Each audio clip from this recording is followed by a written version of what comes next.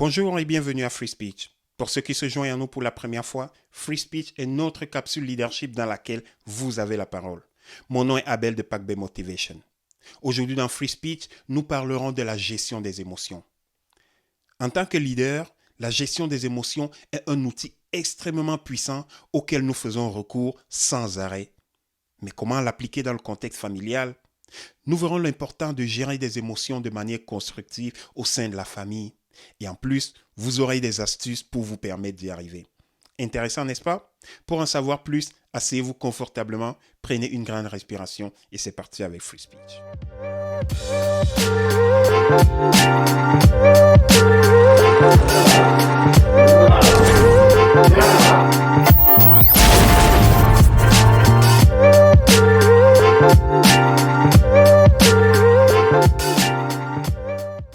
La gestion des émotions est un élément important dans toutes les relations, mais elle est particulièrement cruciale dans le contexte familial.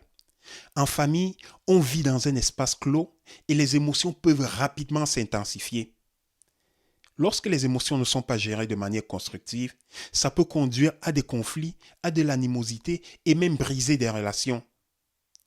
La gestion des émotions dans le contexte familial peut aider les membres de famille, les autres membres de famille, à comprendre les sentiments que vous avez, à développer de l'empathie tout en renforçant vos liens de famille. Généralement, c'est des membres de famille qui sont capables de gérer leurs émotions, sont susceptibles de développer une communication beaucoup plus facile avec les autres et de trouver des solutions aux problèmes auxquels ils font face. La mère d'une famille de 2 jeunes enfants remarque que depuis quelques semaines, son fils aîné est distant et très peu bavard. À plusieurs reprises, elle a essayé de lui parler, mais il semble ne pas être disposé à communiquer avec elle.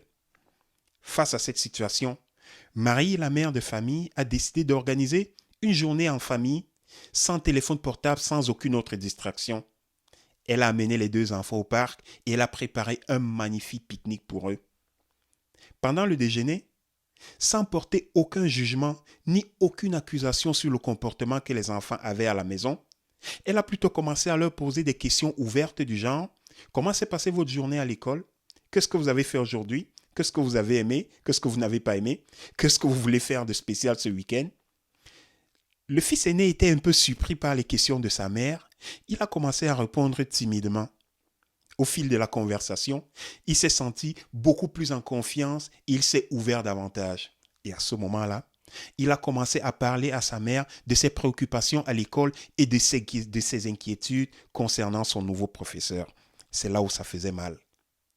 Marie a écouté attentivement son fils. Elle a essayé de comprendre les raisons de ses préoccupations. Elle lui a donné des conseils et des encouragements pour l'aider à surmonter ses difficultés. Après cette journée-là, le fils aîné a complètement changé d'attitude parce qu'il a considéré sa mère à ce moment-là comme étant une alliée et non seulement la figure autoritaire qui punit. Il s'est senti plus en confiance et plus proche de sa mère parce qu'elle a simplement pris le temps de l'écouter et de le comprendre plutôt que de le punir directement à cause de son attitude. Il a commencé à parler beaucoup plus souvent avec sa mère de ses préoccupations et même de ses réussites à l'école. C'était un gros changement. En ouvrant la communication de cette manière et en approchant son fils comme étant une alliée, Marie a pu rentrer dans la bulle de son fils pour mieux comprendre ses besoins et l'aider à surmonter ses émotions. Cette histoire est un parfait exemple de comment utiliser la communication pour approcher des situations conflictuelles en famille.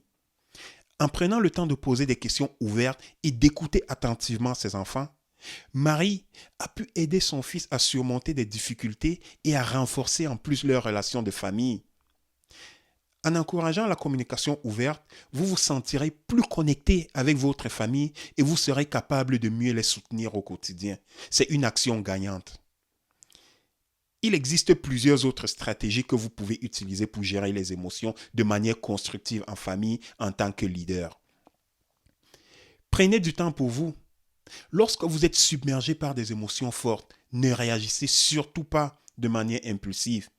Prenez le temps de vous calmer. Faites des activités relaxantes. Pour certaines personnes, ça peut être de la méditation, du yoga ou même sortez simplement prendre de l'air. Exprimez vos émotions. Il est important d'extérioriser, de parler de vos émotions avec les autres membres de famille. Utilisez un langage simple, mais qui exprime clairement qu'est-ce que vous ressentez à ce moment-là, sans toutefois attaquer les autres membres de famille. Cette attitude va leur permettre de comprendre ce que vous vivez à ce moment précis, sans avoir à créer des tensions additionnelles et complètement inutiles. Utilisez, écoutez les émotions des autres. Observez et écoutez attentivement les autres membres de famille. Essayez de comprendre aussi leur point de vue. Ce n'est pas parce que les autres membres de famille pensent différent que vous qu'ils sont forcément contre vous. Vous pouvez utiliser de l'humour, ça paraît drôle, mais l'utilisation de l'humour peut désamorcer des situations tendues et même éloigner des pensées négatives. Soyez conscient de votre langage corporel. Le langage corporel peut envoyer un message contradictoire au discours que vous essayez de passer. Adoptez un langage corporel ouvert et détendu pour être cohérent avec votre discours. Évitez les accusations. La pire des choses qui pourraient arriver serait de porter des accusations ou des attaques personnelles aux membres de votre famille lorsque vous discutez des sujets sensibles. Utilisez plutôt un langage positif et constructif pour aborder ce genre de problème-là. Gardez présent à l'esprit que la gestion des émotions est un processus continu qui nécessite de la patience et de la pratique.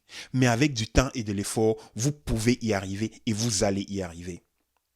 C'est tout pour aujourd'hui, en espérant que vous avez trouvé ces informations utiles et que vous les mettrez en pratique. Pour ne rien manquer, abonnez-vous à cette chaîne et rejoignez-nous dans un prochain épisode du leadership dans le contexte familial. N'hésitez surtout pas à nous poser vos questions dans les commentaires et nous y répondrons dans nos prochaines vidéos. Mon nom est Abel de Paquebé Motivation. Soyez des leaders inspirants. Merci et à la prochaine.